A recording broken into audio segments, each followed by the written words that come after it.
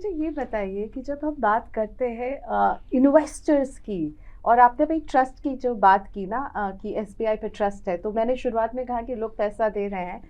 मैं mutual fund queries का एक शो करती हूँ। मेरे पास हफ्ते में 2 से 4 पोर्टफोलियो ऐसे आते हैं जहाँ पर लोगों ने सिर्फ और सिर्फ अपने पोर्टफोलियो में एसबीआई म्यूचुअल फंड की ही 5 स्कीम 6 स्कीम ले रखी है, और हमें उन्हें समझाना पड़ता है डाइवर्सिफाई करने के लिए आपको और भी स्कीम्स को ऐड करना चाहिए। ये ट्रस्ट की बात है। नहीं, देखिए मैं ना इस मुद्दे पे मैं सहमत नहीं हूँ। ओके। और उसमें सहमत इसलिए नहीं हूँ कि अगर आज आप पूरी म्यूचुअल फंड इंडस्ट्री का इक्विटी पोर्टफोलियो ले लो तो आपको ये दिखाई देगा कि 80% of the portfolios are common. Overlap है। ओवरलैप इंडस्ट्री में नहीं है। अगर फंड हाउस में तो हम ओवरलैप कह सकते हैं, पर इंडस्ट्री में आया तो नहीं है। अगर आज की डेट में कोई व्यक्ति 5 स्कीम एसबीआई म्यूचुअल फंड की लेके बैठा है, ही इज फुल्ली डाइवर्सिफाइड। क्या बात है, तो जवाब मिल गया मेरे उन व्यूअर्स को। इस फुल्ली डाइवर्सिफाइड है, उसके कम से कम 50-60 स्टॉक्स में पैसा लगा होगा।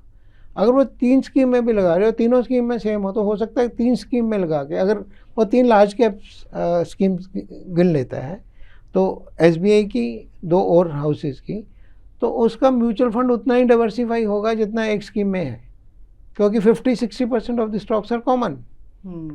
तो उसमें सबके पास एसबीआई होगा, सबके पास एचडीएफसी होगा, सबके पास रिलायंस होगा, सबके पास जितने भी बड़े नाम ले लो वो होंगे, और वो 50-60% सबके पास होंगे। हाँ, तो एक अगर मैं ए की भी उस स्कीम में होगा, कंपनी बी में भी वही स्टॉक्स होंगे और कंपनी सी में भी वही निवेश। तो उसमें कोई, और हम तो ये कहते हैं you need only one.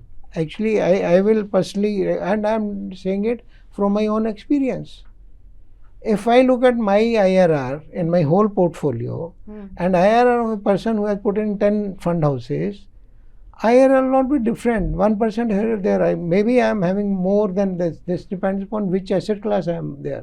Okay. So this concept of diversification amongst the fund houses is a farce. Great clarification DP sir से। डीपी सर, फिर बताइए, एक इन्वेस्टर जो अभी इन्वेस्टमेंट शुरू करना चाह रहा है, अब देखिए सबका अलग होगा, ठीक है, मेरी कमाई अलग है, आपकी कमाई अलग है, ठीक है, जो हमारे कैमरे के पीछे बैठे हुए विश्वा जी, उनकी कमाई अलग है। सबके लिए तो one rule one size does not fit all, पर फिर भी कुछ कॉमन गुरु मंत्र जो आप इन्वेस्टर को म्यूचुअल फंड के लिए देना चाहेंगे कि आपका पोर्टफोलियो कैसा हो, कितनी रकम आप करें, कितने समय के लिए करें?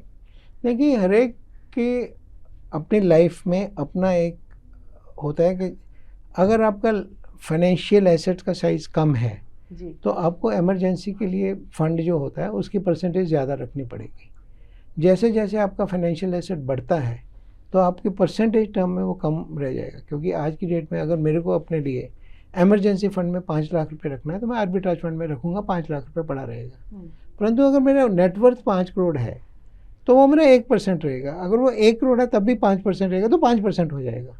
So this depends upon individual to individual, but it has to be in the liquid assets, which can be there. It should be for the time period. Equity assets should be there where the minimum period is 3 to 5 years. And don't get disturbed with 3 months underperformance or 6 months outperformance. ना खुश होना चाहिए ना दुखी होना चाहिए। ये जो अभी एसेट क्लासेस बन के आ रही हैं, नहीं आर्बिट्राज फंड हो गया या आपका कंजर्वेटिव हाइब्रिड, और कंजर्वेटिव हाइब्रिड में अभी हमें क्या होता है, हमारी प्रोडक्ट्स को एक निवेशक की ज़रूरत के हिसाब से भी उसको प्रोड्यूस करना बड़ा ज़रूरी होता है। एक एग्जांपल देता हूँ, कंजर्वेटिव हाइब्रिड, उसमें सिर्फ 25% इक्विटी में जाता है, 75% फिक्स इनकम सिक्योरिटीज़ में जाता है। अगर आपके पास 3 से 5 साल का टाइम है तो 25% को अगर 3 से 5 साल का टाइम देते हो और कैश फ्लो के लिए आप 75% में पैसा लेते हो, दैट बिकम्स, अगर वो फंड डिविडेंड डिक्लेयर करता है और अगर आपकी सालाना आमदन आज की डेट में 12 लाख के अंदर है तो वो पूरा डिविडेंड आपका टैक्स फ्री हो जाता है। कोई कैपिटल गेन टैक्स नहीं, कोई कुछ नहीं। तो हमने उसमें कंजर्वेटिव हाइब्रिड को ऐसे पोजीशन करके उसमें मंथली डिविडेंड देना शुरू कर दिया, और मंथली डिविडेंड जो है वो उसके फिक्स इनकम पोर्टफोलियो से जाता है। हम इक्विटी को बेच के नहीं करते, क्योंकि 7-8% तो उसको आएगा। तो हम उसको पोजीशन करते हैं कि अपने टारगेट ऑडियंस के लिए कैसी सेवा हम कर सकें, और कैसा उसके लिए अगर मैं कहीं भी डाल दूं तो मेरा पूरे का पूरा इंटरेस्ट जो है टैक्सेबल हो जाता है। तो इस तरह से पूरी इंडस्ट्री ऐसी चीज़ें ढूंढती रहती है किस तरह से अपने निवेशक के लिए कोई सोल्यूशन दिया जाए। बच्चों के लिए अलग स्कीम है, रिटायरमेंट के लिए अलग फंड है। मेरे 3 साल के लॉक इन वाला जो ELSS फंड है, जो ELSS के अभी लेने वाले तो बहुत कम हो गए हैं क्योंकि साइज बढ़ गया है, बट फिर भी 3 साल lock in attract so many people, specially the NRIs। उनको लगता है कि यार फायर एंड फॉरगेट, 3 साल के बाद जब लेना ही नहीं है तो लॉग इन हो या ना हो तो क्या फ़र्क पड़ता है। सर मैं ये पूछ रही थी आपसे कि सोल्यूशन ओरिएंटेड फंड आप लोग एक सोल्यूशन दे रहे हैं, ठीक है, सोल्यूशन है, गोल बहुत इंपॉर्टेंट है, लेकिन कहीं ना कहीं लोग उस गोल को समझ नहीं पाते, उसकी इम्पोर्टेंस, और इस प्रोडक्ट को भी नहीं समझ पा रहे हैं। देखिए उसमें डिसिप्लिन होना बहुत ज़रूरी है। आमतौर पे कोई इंटरमीडियरी है या कोई व्यक्ति है, उसको ना एक रहता है कि मैं लिक्विड में डालूं जिसको मैं जब भी ज़रूरत हो निकाल लूं। तो डाइवर्सिफाइड फंड में लिक्विडिटी है। एंड मैं बड़ी जिम्मेदारी के साथ एक ये बात कह रहा हूँ कि म्यूचुअल फंड इंडस्ट्री ने लिक्विडिटी ज़रूरत से ज़्यादा बेची है। हम कॉन्ट्राडिक्टरी स्टेटमेंट्स देते हैं। एक तरफ तो हम कहते हैं कि इक्विटी में कम से कम 3 से 5 साल का होना चाहिए, और दूसरी तरफ कहते हैं कि 15 दिन के बाद कोई एग्जिट लोड नहीं है, जब चाहिए वो निकाल लेना। तो वो उससे क्या होता है कि we are not able to inculcate the discipline amongst the investor. It's not the question of charging exit load for making money, but just to create a discipline. अभी चिल्ड्रन बेनिफिट फंड है या retirement fund है या ELSS fund है, उसमें built in है कि आपका लॉक इन है। तो जो व्यक्ति पैसा लगाने वाला हो उसका बिहेवियरल ऐसा होता है कि यार इसमें लॉक इन क्यों करना, अगर कल को ज़रूरत पड़ी मैं इसमें डाल देता हूँ, इसमें जब ज़रूरत होगी तो निकाल लूँगा।